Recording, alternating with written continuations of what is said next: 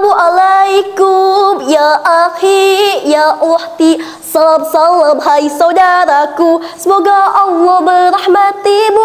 Salam salam wahai sebuah, semoga hidup jadi bahagia. Ucapan salam sudah mengintegrasikan umat muslim dari Sabang sampai Merauke, hingga Jepang sampai Zimbabwe. Jepang boleh saja bangga dengan Gunung Fujinya. Amerika pun boleh bangga dengan patung Liberty-nya. Tapi kita sebagai saudara seiman dan semuslim, alangkah lebih bangga dengan ucapan Bismillahirrahmanirrahim. Assalamualaikum warahmatullahi wabarakatuh. Pepatah mengatakan, tak kenal maka tak sayang. Maka izinkan saya memperkenalkan diri. Saya Belisa Anis Utami dari SMP Negeri 2 Cikarang Selatan, siap beraksi untuk membawakan ceramah yang berjudul Meneladani Akhlak Rasulullah SAW. Alhamdulillahirabbil alamin, wassalatu wassalamu ala asyrafi anbiya'i wal mursalin wa ala alihi wa sahbihi ajma'in. Amma ba'du. Pertama-tama dan yang paling utama, kita panjatkan puja dan puji syukur kehadirat Allah Subhanahu wa ta'ala dan yang Maha Ghafur, pencipta laki-laki dengan perempuan, aku, kamu, dan dia. Betul atau betul teman-teman? Salawat berangkaian salam kita limpah curahkan kepada sang kekasih Allah dengan pangkat Rasulullah dan betil Habiballah, yakni Habibana wa Nabiyana Kanjeng Nabi besar Muhammad Sallallahu Alaihi Wasallam.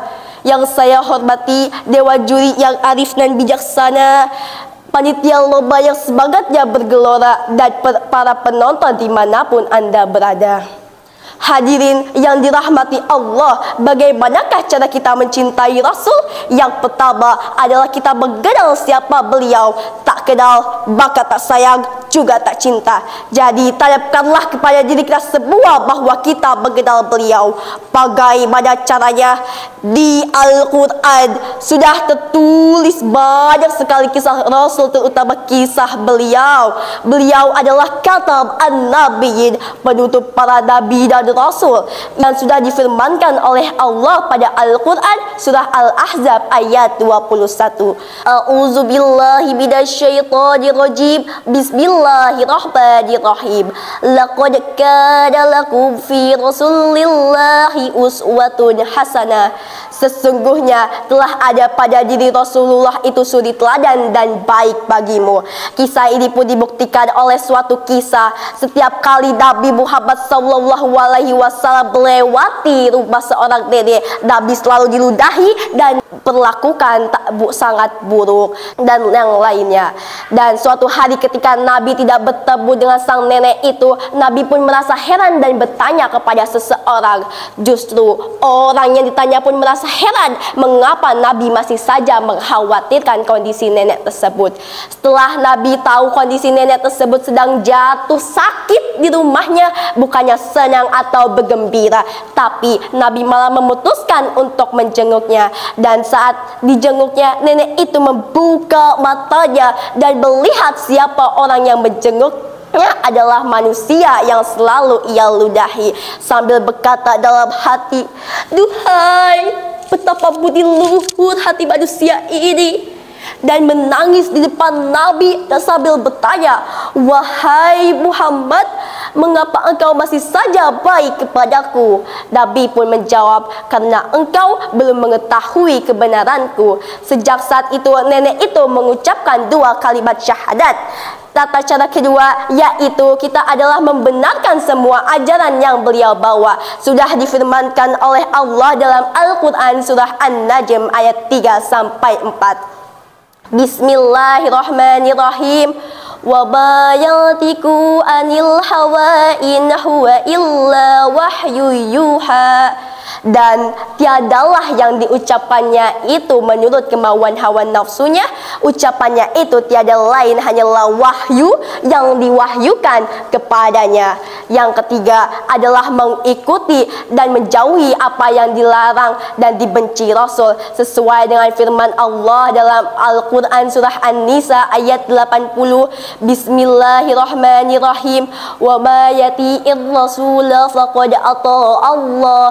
Barang siapa yang menaati Rasul, sesungguhnya ia telah menaati Allah. Yang terakhir dan yang keempat adalah cintai beliau melebihi cinta kita kepada manusia dan cinta kita kepada diri sendiri. Karena sesungguhnya cintanya beliau tidak akan pernah habis sampai sepanjang hayat. Dan sebelum kita mencintai orang lain, cintailah diri kita sendiri. Mengacalah kita untuk mencintai diri kita sendiri.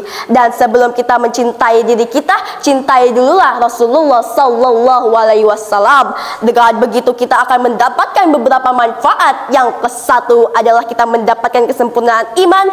Kesempurnaan iman juga kita akan mendapatkan cintanya Allah Subhanahu wa taala. Yang kedua, insya-Allah kita akan bertemu di Rasulullah sallallahu alaihi wasallam di akhirat. Yang ketiga adalah kita dapat menikmati kelezatannya ibadah dan ketaatan kita kepada Allah Subhanahu wa taala. Sekian pidato yang telah saya sampaikan. Marilah kita berdoa untuk saling bersahabat agar kita bisa meneladani akhlak Rasul, dan jangan lupa untuk kita bersolawat. Allahumma sholli ala sayyidina Muhammad wa ala ali sayyidina Muhammad. Sekian pidato yang saya sampaikan. Mohon maaf apabila ada salah dalam perkataan. Wabillahi taufik wal hidayah wa ridho wa inayah. Wassalamualaikum warahmatullahi wabarakatuh.